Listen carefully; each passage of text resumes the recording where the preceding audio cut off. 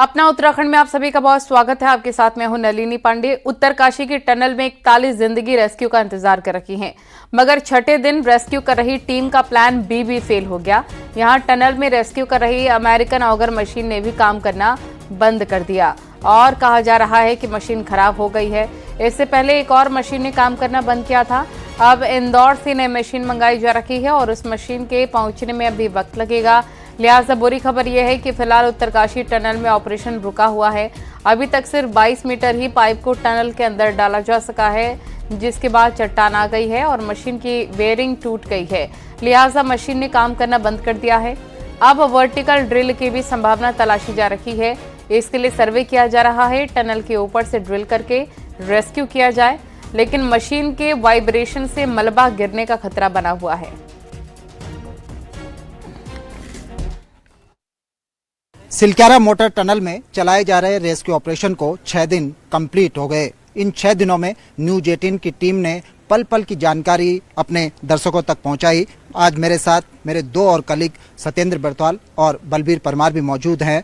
आज छठवें दिन का जो ऑपरेशन रहा वो 1 इंच भी आगे नहीं बढ़ पाया। सुबह जब रात खुली तो पहली खबर आई कि 22 मीटर तक जो पाइप हैं उनको इंसर्ट किया जा चुका है, यानी कि 22 मीटर की सुरंग बनाई जा चुकी है।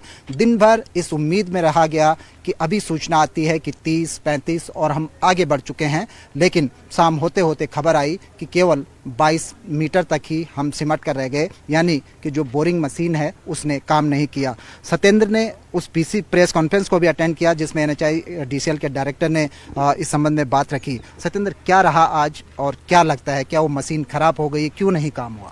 बिल्कुल, जो अभी डॉक्टर से हमने बातचीत की थी, डॉक्टर का साफ तौर पर ये कहना था कि मशीन में कुछ दिक्कतें आई हैं, क्योंकि वहाँ पे एक अंदर जो जहाँ पे ये पूरा अभी जो पाइप जहाँ से इंसर्ट हो रहे हैं वहाँ पे कोई हार्ड रॉक अभी आ गई है। उस हार्ड रॉक के कारण अभी तक जो हम समझ पाए हैं कि कहीं ना कहीं मशीन में कुछ प्रॉब्लम आई है, क्योंकि एक नई मशीन भी अब यहाँ के लिए यहाँ मंगवाई जा रही है। इंदौर से मशीन चली है और वो कल संभव तो ये लग रहा है कि कल वो मशीन यहाँ पहुँचेगी और उसके बाद फिर एक बार फिर रेस्क्यू का जो काम है, यानी कि जो जिन पाइपों को हम अंदर डालने की बात कर रहे हैं, जिन पाइपों से जो वो अंदर फंसे जो 41 लोग हैं, उन पाइपों के जरिए जो बाहर निकालने की बात की जा रही है, तो वो उसके बाद ही फिर काम शुरू होगा। और 4 बजे का जो प्रेस नोट था, जो प्रेस ब्रीफिंग हुई, उसमें ये बात कही गई थी कि इस मशीन का जो बेयरिंग है वो डैमेज हो गया है। उसका क्या अपडेट है और आगे क्या संभावना है कि ये मशीन ठीक होगी? क्योंकि हमारी जब अधिकारियों से बात हुई, उन्होंने पहले कहा कि भाई जो बेयरिंग है, मशीन है, उसमें तो कुछ दिक्कतें आ रही हैं, और वो दिक्कतें इसलिए भी आ रही है क्योंकि यहाँ की जो मिट्टी है या जहाँ अंदर हार्ड रॉक जो आई है उससे कहीं ना कहीं कुछ दिक्कतें आई हैं। और उन्होंने ये भी कहा, लेकिन फिर भी उन्होंने ये भी एक बातचीत लास्ट में जाते जाते कहा कि हम अभी भी जा रहे हैं, एक बार फिर कोशिश कर रहे हैं कि कहीं ना कहीं वो जो रेस्क्यू का काम है वो आगे बढ़े, लेकिन संभव तो लगता नहीं है। लेकिन उन्होंने एक चीज़ और कही कि क्यों जो यहाँ पे कुछ साइंटिस्ट यहाँ पहुंचे हैं और वो साइंटिस्ट पूरे जो चट्टान है, इस चट्टान की पूरी रूपरेखा स्टडी तैयार कर रहे हैं, एक रूपरेखा तैयार कर रहे हैं। और अब ये भी माना जा रहा है कहीं ना कहीं वर्टिकल, क्योंकि ऊपर से एक वर्टिकल ड्रिलिंग की जाए और करीब करीब 130 मीटर की बताई जा रही है, 130 मीटर वर्टिकल ड्रिलिंग किया है और वहां से भी रेस्क्यू का काम करने की एक कोशिश, यानी कि एक कोशिश की जा सकती है। इस तरीके एक प्लान तैयार हो रहा है। खासकर जो बेयरिंग की बात हो रही है, जो एक्सपर्ट से बात हो रही थी, उनका कहना है कि ये बेयरिंग जो पुर्जा है, इसके चलते अब जो पाइप है उनको मशीन पुश नहीं कर पा रही है स्केप टनल में। ये बेयरिंग का पुर्जा भी बोला, चूंकि अमेरिकन मशीन है तो हाँ, क्योंकि ये बात अभी जब आई थी, क्योंकि अमेरिकन पूरी ये मशीन है और अमेरिका से, क्योंकि जो बेयरिंग है आगे का, जो ड्रिल भी करता है और साथ साथ उसको पुश भी करता है पाइपों को, तो वो बेयरिंग कहीं ना कहीं लॉक हो गई है, उसमें कुछ दिक्कत है। और उसका जो पुर्जा जो बता रहे हैं वो अमेरिका से आएगा और उसमें आने में काफी टाइम लग सकता है। और उसके ही सब्स्टिट्यूट कह सकते हैं कि जो इंदौर से नई मशीन मंगाई जा रही है। जी, यानी कि उम्मीदों को एक बड़ा झटका है। जो मान के चल रहे थे कि जो अमेरिकन ऑगर बोरिंग मशीन है उससे कहीं ना कहीं सफलता मिल जाएगी, लेकिन जिस तरह से ये मशीन खराब हुई, हालांकि एनएचआई डीसीएल ने इस बात को डिनाई किया है। उनका कहना है कि मशीन चालू हालत में है, लेकिन ये प्रेस नोट है, ये बाकायदा ब्रीफिंग है कि उसका बेयरिंग खराब हो चुका है और बेयरिंग के चलते वो पुशअप नहीं कर पा रही है। बलबीर यार, आप तो शुरू से इस पूरी घटना को नज़दीक से कवर कर रहे हैं, इसमें शुरू से लापरवाहियां देखने को मिली। क्या आपको महसूस होता है कि इस पूरी घटना, पूरे ऑपरेशन के दौरान कई लापरवाहियां बरती गई?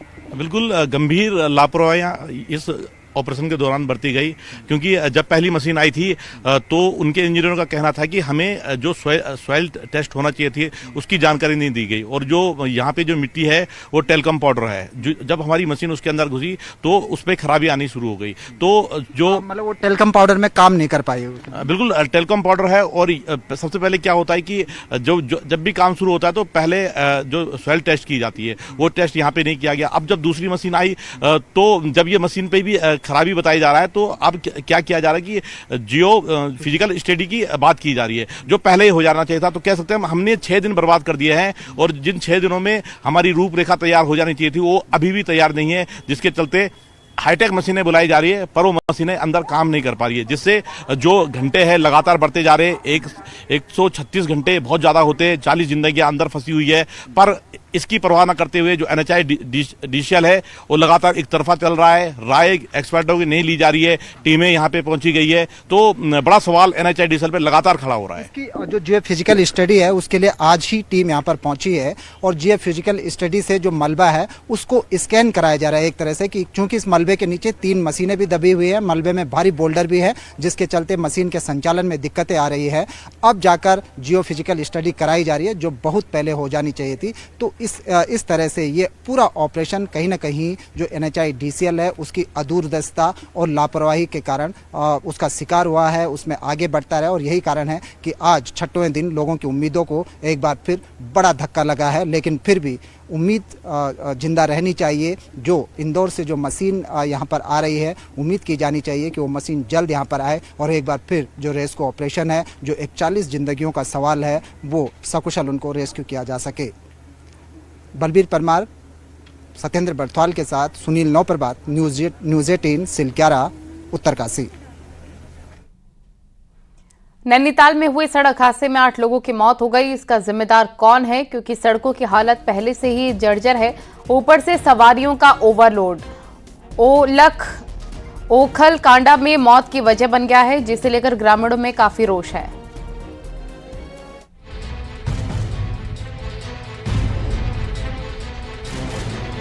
नैनीताल के ओखल खांडा के छिड़ा खान का ये सड़क हादसा किसी को भी विचलित कर सकता है।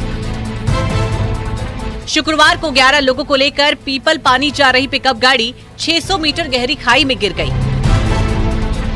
हादसा इतना भयानक था कि गाड़ी के परखच्चे उड़ गए। इस दर्दनाक हादसे में 8 लोगों की मौत हो गई। एक कार सवार जो कुछ सवारियां थी उनकी दुर्घटना हुई है। इसमें 11 लोग थे। 11 में से अब तक जो सूचना मिली है उसके हिसाब से 8 लोगों की डेथ हुई है। ऑन स्पॉट 6 लोगों की डेथ हुई थी। 2 की जो डेथ हो शायद हॉस्पिटल के रास्ते में हुई है। बताया जा रहा है कि सड़क हादसे की बड़ी वजह टूटी और आपदा से खराब हुई रोड थी। इसी रोड को बनाने के लिए ग्रामीण पहले भी कई बार कह चुके हैं। यहाँ तक कि बनाने की मांग को लेकर ज्ञापन से लेकर धरना प्रदर्शन तक किया गया, लेकिन प्रशासन के कान पर जूं तक नहीं रेंगा। छिड़ाखान हमारा छिड़ाखान वाला ये मोटर मार्ग है। बहुत पहले से हमारी जो मांग रही है कि इस मोटर मार्ग में डामरीकरण हो, और लगातार हमने कई आंदोलन भी किए। यहाँ की स्थिति के बारे में हर कोई अवगत है, मगर हम बार बार पत्राचार से लेकर हर चीज से लेकर बार बार शासन से लेकर प्रशासन तक और माननीय क्षेत्रीय नेताओं से लेकर सभी तक कई बार हम बता चुके हैं। कई बार हमने आंदोलन की भी चेतावनी दी दी है, लेकिन शासन प्रशासन यहाँ कोई सुनने वाला नहीं है। इन मौतों को लेकर स्थानीय ग्रामीणों में भारी गुस्सा और प्रशासन के प्रति नाराजगी देखी गई, क्योंकि ओखल खांडा क्षेत्र की सड़कें पहले से ही खस्ता हैं। उम्मीद है इस हादसे से सबक लेते हुए शायद अब रोड बन जाए, जिससे आगे होने वाले हादसों को पहले ही रोका जा सके। न्यूज़ 18 के लिए नैनीताल से वीरेंद्र बिस्ट की रिपोर्ट।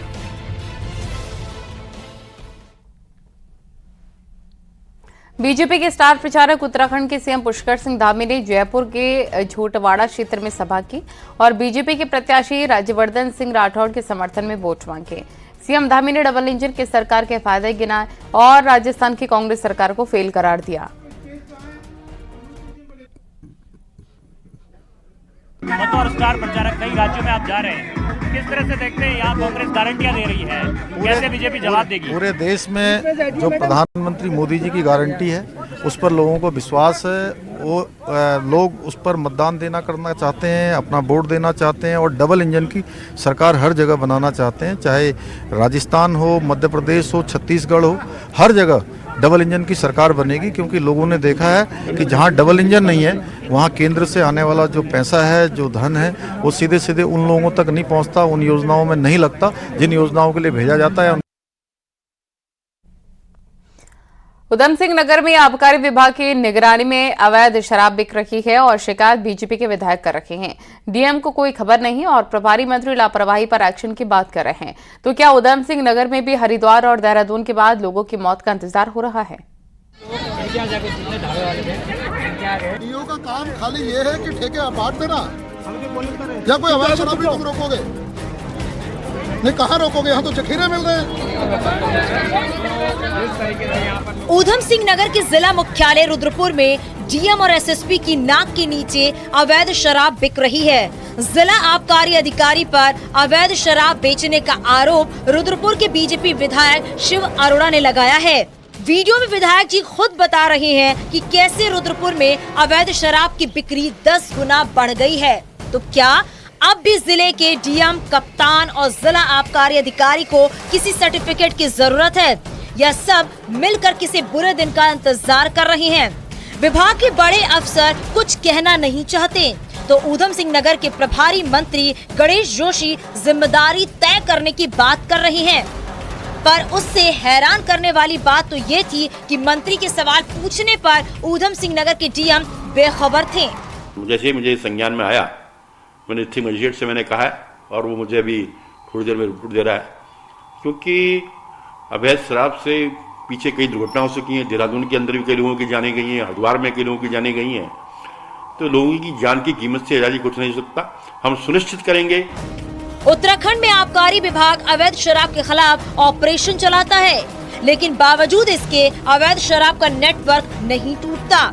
कांग्रेस का कहना है कि जो अब तक विपक्ष कहता था वो बात सच्चाई अब बीजेपी विधायक चीख चीख कर पब्लिक को बता रहे हैं। जाने जा रही हैं और कोई कार्रवाई आज तक देखने को नहीं मिली। अगर सरकार की मिली भगत नहीं है, अधिकारियों की मिली भगत नहीं है, तो ये शराब माफिया या नशे के कारोबारी धड़ल्ले से कारोबार कैसे कर रहे हैं? जनप्रतिनिधि जो है सत्ता पक्ष के ही हैं, आरोप लगा रहे हैं, खुलेआम जो है इस बात को स्वीकार कर रहे हैं कि नशे का कारोबार हो रहा है।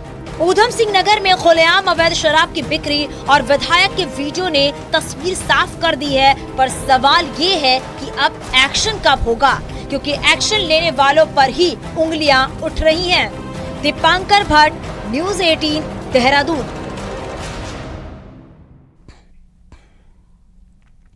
बागेश्वर नगरपालिका की कूड़ा गाड़ी में मांस के अवशेष डालने वालों के खिलाफ सख्त एक्शन हो रहा है। पालिका ने एक महिला पर 15,000 का जुर्माना लगाया। महिला मांस के अवशेष फेंक रही थी, उसे नगरपालिका कर्मचारियों ने रंगे हाथ पकड़ लिया। इसके बाद उसका 15,000 का चालान काटा गया।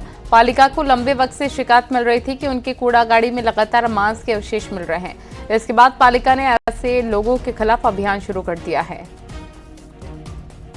खराब ट्रक खड़ी है, उसमें लोग बाग क्या कर रहे थे, मुर्गी मांस के अवशेष उसमें डाल दे रहे थे। एक कर्मचारी मैंने वहाँ पर ड्यूटी में तैनात किया होता। कल शाम एक महिला उसमें पकड़ी गई थी और हमने इस महिला को 15,000 का नोटिस यहाँ से जारी किया है।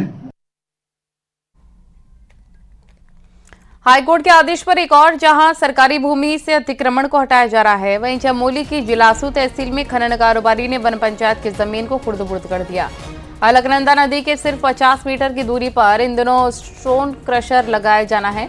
इसको लेकर निर्माण कार्य चल रहा है, लेकिन मानकों को ताक पर रखकर खनन कारोबारी रात के अंधेरे में वन पंचायत गिरसा की भूमि पर भारी मशीनों से खुदाई कर रहे हैं।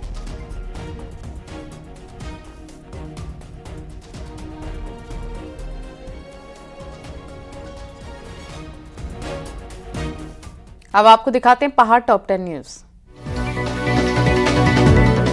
विकासनगर में जल संसाधन के ट्यूबवेल से चोर पैनल चोरी करके फरार हो गए। चोरों ने लगभग 4.5 लाख रुपए के सामान की चोरी की। पुलिस मामले की जांच कर रही है। कोटद्वार में कांग्रेस ने कानून व्यवस्था को लेकर प्रदर्शन किया और सरकार के खिलाफ जमकर नारेबाजी की। बॉलीवुड सिंगर जुबिन नौटियाल के चक्राता स्थित घर पर अगले साल 25 मई को शिलगुर महाराज और बिजट महाराज की डोली लाई जाएगी। इसको लेकर जुबिन ने परिजनों ने मनोकामना मांगी थी। बागेश्वर में वन बीट अधिकारी और वन आरक्षी संघ अनिश्चितकालीन धरने पर बैठ गए। कर्मचारी लंबित मांगों का समाधान नहीं होने से आक्रोशित हैं।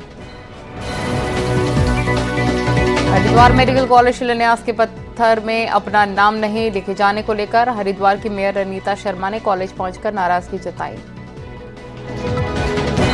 आईटीबीपी ने गौचर मेले में आधुनिक हथियारों की प्रदर्शनी की, साथ ही निःशुल्क मेडिकल कैंप भी लगाया।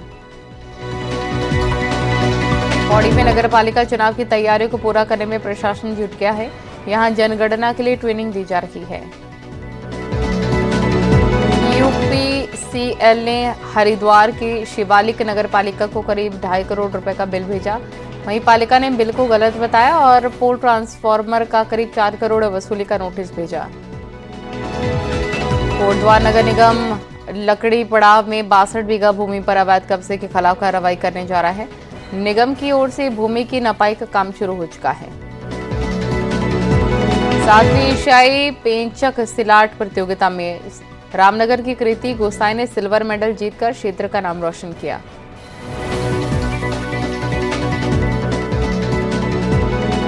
बद्रीनाथ धाम के कपाट कल शीतकाल के लिए बंद होंगे। शनिवार को 3:33 पर भगवान बद्री विशाल के कपाट शीतकाल के लिए बंद होंगे।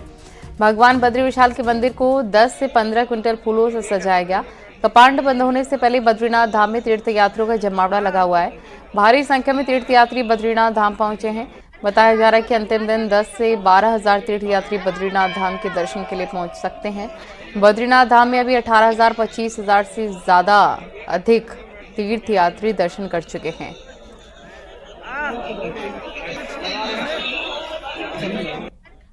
विश्व प्रसिद्ध तीर्थ धाम केदारनाथ के कपाट बंद हो चुके हैं और अब केदारपुरी में कोई शोर शराबा नहीं। बाबा केदार अब अपने शीतकालीन गद्दी स्थल ओंकारेश्वर मंदिर में विराजमान हो गए हैं। ऐसे अब केदारनाथ धाम खाली पड़ा हुआ है। कपाट बंद होने से पहले धाम की रौनक देखते ही बनती थी। श्रद्धालुओं का यहाँ जमावड़ा लगा रहता था, लेकिन अब पूरी केदारपुरी में सन्नाटा पसरा है।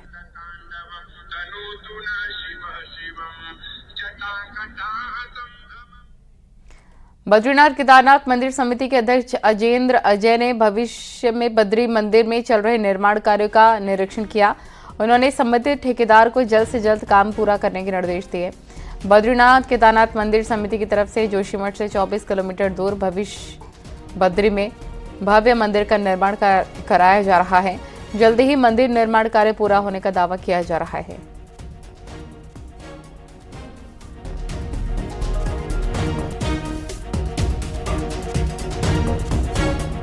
और यहाँ वक्त हो गया एक छोटे से ब्रेक का।